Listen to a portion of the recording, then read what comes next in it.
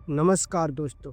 भारत के स्वतंत्रता संग्राम में कई नाम अमर हैं, लेकिन कुछ नाम ऐसे हैं जो सिर्फ इतिहास नहीं, चेतना बन जाते हैं। आज हम बात करेंगे उस शख्सियत की जिसने अंग्रेजों की नींद उड़ा दी, जिसका नारा था, तुम मुझे खून दो, मैं तुम्हें आज़ादी दूंगा। हम बात कर रहे हैं नेताजी सुभाष चंद्र बोस की। सुभाष चंद्र बोस का जन्म 23 जनवरी 1897 को उड़ीसा के कटक शहर में हुआ था। उनके पिता जानकीनाथ बोस एक प्रसिद्ध वकील थे और मां प्रभावती देवी धार्मिक और संस्कारी महिला थी। बचपन से ही सुभाष में अनुशासन, तेज बुद्धि और देशभक्ति की भावना थी। सुभाष चंद्र बोस पढ़ाई में बेहद प्रतिभाशाली थे।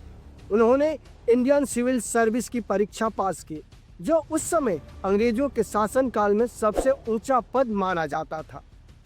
लेकिन दोस्तों, जब पूरा देश गुलामी में जकड़ा था, तब सुभाष के लिए एक बड़ी कुर्सी किसी काम की नहीं थी। उन्होंने आईसीएस जैसी प्रतिभाशाली नौकरी को ठुकरा दिया और कहा, मैं गुलाम भारत का अफसर नहीं बन सकता। सुभाष चंद्र बोस महात्मा गांधी से प्रभावित थे। उनके विचार अलग थे। जहां गांधी जी अहिंसा में विश्वास रखते थे, वहीं सुभाष मानते थे कि अंग्रेज हथियारों की भाषा ही समझते हैं। इसी विचारधारा के कारण वे कई बार कांग्रेस से टकराए और अंततः उन्होंने अलग रास्ता चुन लिया। द्वितीय विश्व युद्ध के दौरान सुभाष चंद्र बोस गुप्त रूप से भारत से निकलकर जर्मनी और जापान पहुंचे। वहीं उन्होंने आज़ाद हिंद फौज का गठन किया। उनका प्रसिद्ध नारा दिल्ली चलो आज भी रोंगटे खड़ा कर देता है। आईएनए में हजारों भारतीय सैनिकों ने जिन्हें महिलाओं को भी समान अधिकार दिया। रानी झांसी रेजिमेंट दुनिया की पहली महिला सैनिक टुकड़ियों में से एक थी।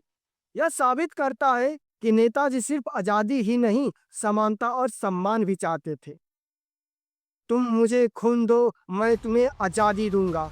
जय हिंद। स्वतंत्रता कोई भीख नहीं, इसे लेना पड़ता है। ये नारे नहीं, बल्कि सोई हुई कौम को जगाने वाली आवाज़ थी। 18 अगस्त 1945 को ताइवान में एक विमान दुर्घटना की खबर आई, लेकिन आज तक नेताजी की मृत्यु एक रहस्य बनी हुई है। कई लोग मानते हैं कि नेताजी जीवित थे और कई सालों तक गुप्त रूप से रहे। सच क्या है, यह आज भी इतिहास का सबसे बड़ा सवाल है।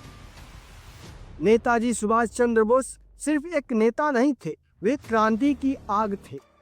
उनका जीवन हमें सिखाता है कि देश सर्वोपरि है, त्याग सबसे बड़ी शक्ति है और आज़ादी की कीमत कुर्बानी से चुकाना पड़ता है।